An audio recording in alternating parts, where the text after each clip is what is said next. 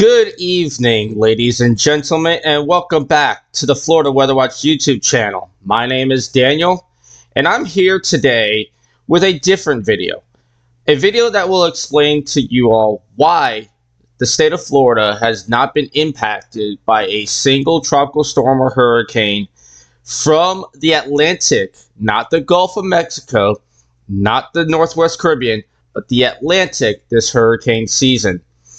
And before I continue with this video and this explanation as to why Florida has been spared from any of the many tropical storms or hurricanes that have been over the Atlantic Ocean this hurricane season, please hit that subscribe button down below. Hit that bell notification icon so you could be alerted whenever I upload new videos, just like this one. And make sure you hit that like button down below. It will help with the YouTube algorithm. And please, feel free to always leave comments and questions down below. If there's anything you're not clear about, I'm a weather educator. I'm here to help you try to understand weather as best as possible. So please put that in the comments down below. Without further ado, let's get into a different type of video.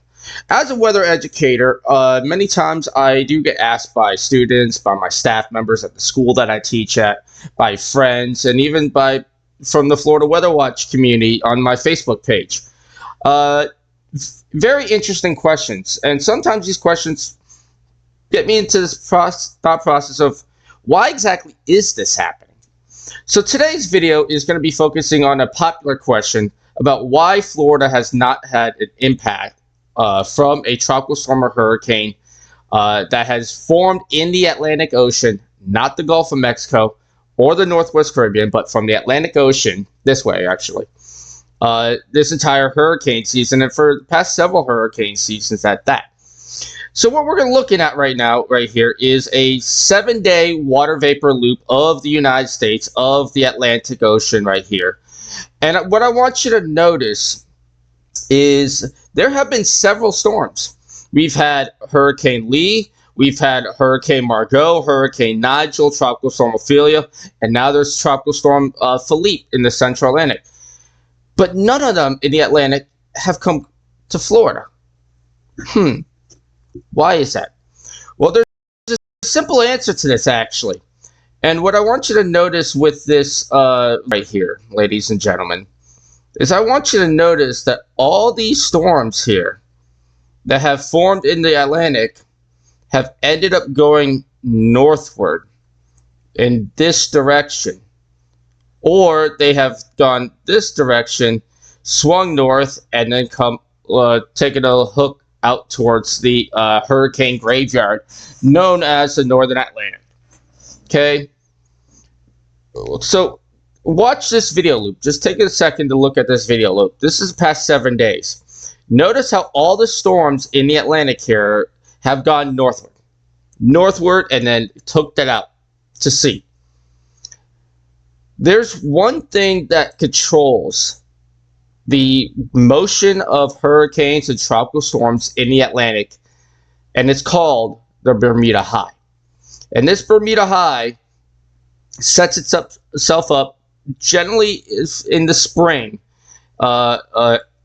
before hurricane season, and generally doesn't move all that much. And depending on where that high sets up over the Atlantic will determine the storm paths of many of the hurricanes and tropical storms over the Atlantic throughout the hurricane season. The only exception, obviously, is when we get into dealing with any storms that form in the Gulf of Mexico to the Northwest Caribbean. That steering pattern is not determined by the high pressure over the Atlantic. It's mostly based upon what storms, if any storms, form over the United States and come swinging by the United States.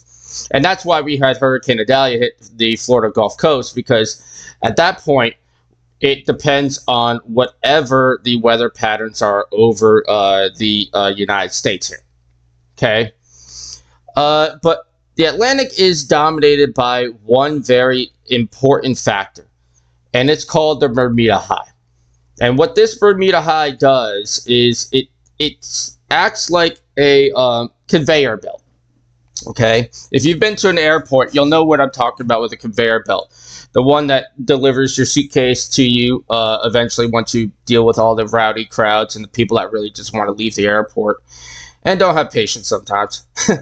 um, but this area of high pressure is the most important factor of determining where hurricanes and tropical storms are going to go in the Atlantic. Okay, and this is where the Bermuda High has been all hurricane season long. Okay, that big H right there is the Bermuda High. And notice how far to the east of Florida that high has set up. The further east of Florida that a area of high pressure sets up, the less likely Florida is to get hit with tropical storms and hurricanes that form in, let me show you, in this region of the Atlantic here. Okay. Let me go ahead and undo that. Let me make that a little bit less loud, so to speak. Okay. In this is the area that I'm looking at. This is called the main development region, by the way. If you've ever heard of any meteorologists try to say MDR, MDR just means main development region, where most of our tropical storms and hurricanes form. And we even have a tropical storm Philippe right here. That's what this icon is right here. But what I want you to notice, ladies and gentlemen, is the flow. Okay, is the flow around this high area of high pressure here. Let me figure out what color would probably be best for you to look at this with. Let's go with gray. Okay, so what I want you to notice, ladies and gentlemen, is look at this flow here. This flow that is coming around this area of high pressure here.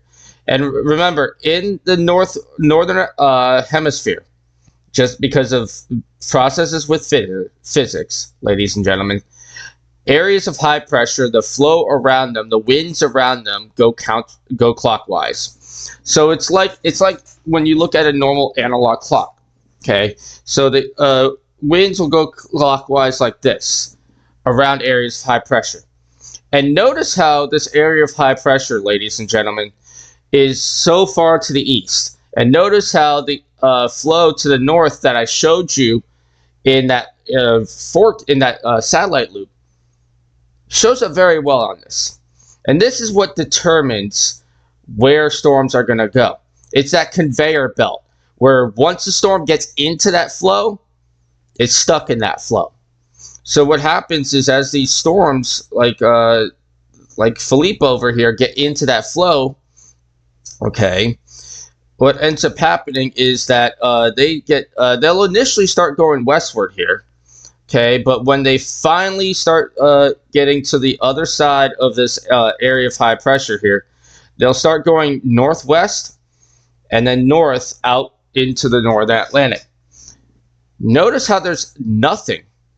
There's nothing really guiding any storms over Florida here, okay? We have some very weak steering currents over Florida here that have been producing just general scattered showers and thunderstorms. But it's keeping us from getting any hurricanes or tropical storms in the Atlantic because of this Bermuda High. Wherever this Bermuda High sets up over the summer, from the spring to the summer, generally will tell us whether or not Florida will get hit with hurricanes or tropical storms from the Atlantic. Again, remember, the exception of the rule is if there's any storms that form in the Gulf of Mexico or in the Northwest Caribbean, that's where we start looking at what are our weather patterns across the United States here. That will determine the flow at that point. Okay, so this Bermuda High here has really been the saving grace for Florida. This area of high pressure here being so far to the east and the flow around it being so strong to the north on the backside of it has really helped Florida stay away from getting any tropical storms or hurricanes from this area of the world this year. And it looks like this pattern is going to continue. Philippe is going to hook it out to sea. It's not going to be a threat to any land areas at this point.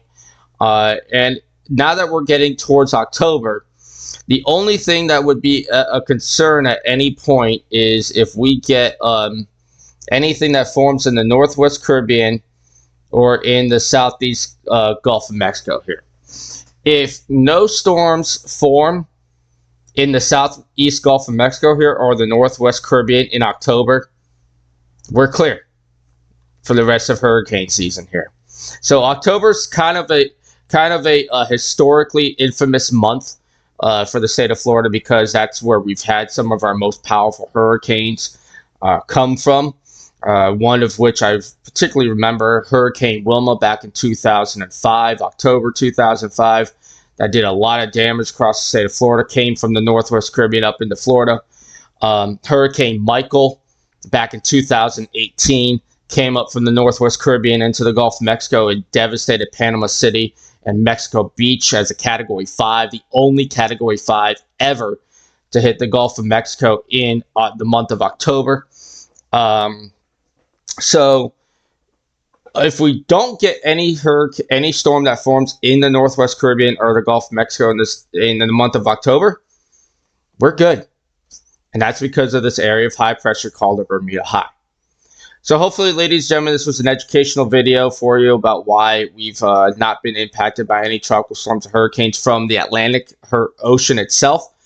And it's been a blessing, despite the fact that this has been this has been a above average hurricane season, where we have now our P name storm Philippe in the Atlantic right now, but we're looking good here in Florida. So before I close, you can expect my normal video, my normal weather forecast update to come out tomorrow morning, sometime tomorrow before noon, because I love watching football. I'm in 4 fantasy football leagues, so obviously that's going to be my focus tomorrow afternoon. So I'll put out my forecast video tomorrow morning. And if you have questions about anything I talked about in this video, any curiosities, please put that in the comments down below. Thank you very much for watching. And as I close out with every video from my late great cross-country coach Jim Richardson, he taught me there'll be weather or not.